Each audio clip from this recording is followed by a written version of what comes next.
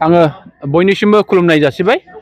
दिनैहाय प्रमद बर' दैदेननाय जे बिटिआर सरकार, बे बिटिआर सरकारनि गेजेरजों जोंहा 40टा समस्तियाव जे अनसाय बिथांखि जोंहा मोनसे आसनि दंमोन, बे आसनिया दिनैहाय जोंनि 12 नं चिरांदुवार समस्तियावबो जोङो बे आसनिखौ बा बे स्किमखौ, बे अनसुंथाइखौ जों दिनैहाय चेक राननाय हाबाफारि जों बेखौ लादों जोंनि 12 नं चिरांदुवार ब्लक कमिटि नि मावख'आवहाय।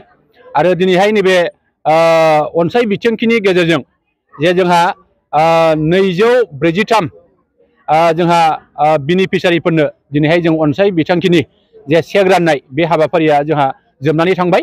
आरो बे चेक राननाय हाबाफारियाव जोंनि बिटिआरनि जोंहा मावफुं सोद्रोमा सार रनजित बसुमतारी बिथाङा बाहागो लाफैदोंमोन।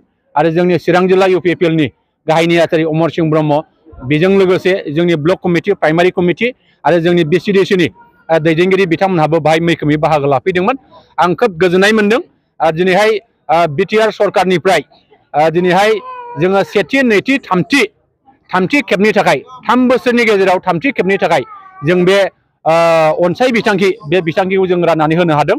आरो बे बिथांखिनि गेजेरजों जोङो सासेयाव 5,000 हिसाबै जोङो बे बिथांखिनि गेजेरजों जोङो होनो हानानै खोब गोजोननाय मोनदों।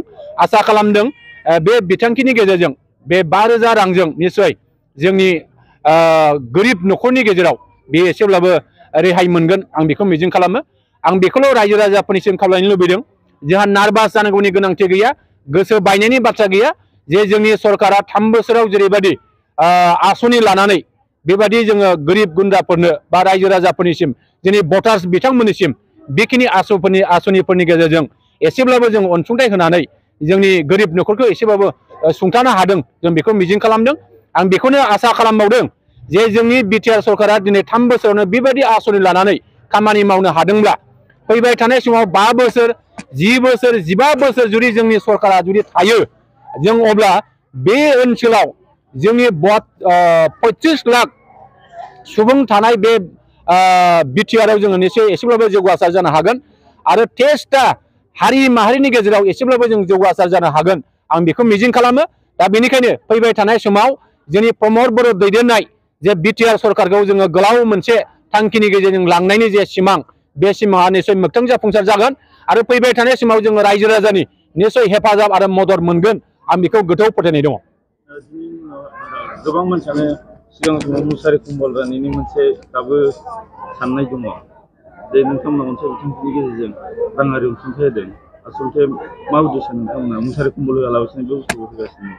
जोङो मोनसे समाव बुंदों परिबर्तननि सरकार, प्रमद बर'नि दरकार, बे थांखि आरो नोजोरजों दिनैहाय जोङो बिटिआर सरकारा दिनै बोसोरथामनि गेजेराव जों गोबां माखासे आसनिफोर दिनैहाय जोङो 38सो बेबायदि गोदान गोदान आसनि लानानै जों रायजोफोरनिसिम बेबायदि अनसुंथाइ होनाया सोलिगासिनो दङ।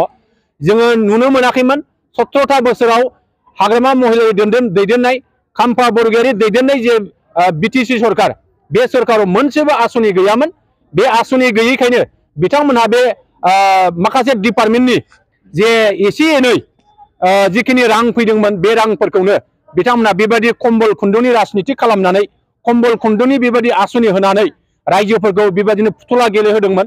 नाथाय जोंनि बिटिआर सरकारा, प्रमद बर' दैदेननाय सरकारा, रनजित बसुमतारी दैदेननाय सरकारा, गबिन्द बसुमतारी दैदेननाय सरकारा दिनैहाय जोङो बेफोर गासिबो आसनिफोरखौ बाद होनानै गोदान गोदान आसनि जोङो बिथांखि लानानै जोङो रायजो राजाफोरनिसिम बेखिनि खामानिखौ मावगासिनो दङ। आं आसा खालामो दा बिथांमोननि दिनैहाय बेबायदि आसनि गैयै सरकारखौ दिनै रायजो राजाफ्रा नेवसिगारदों।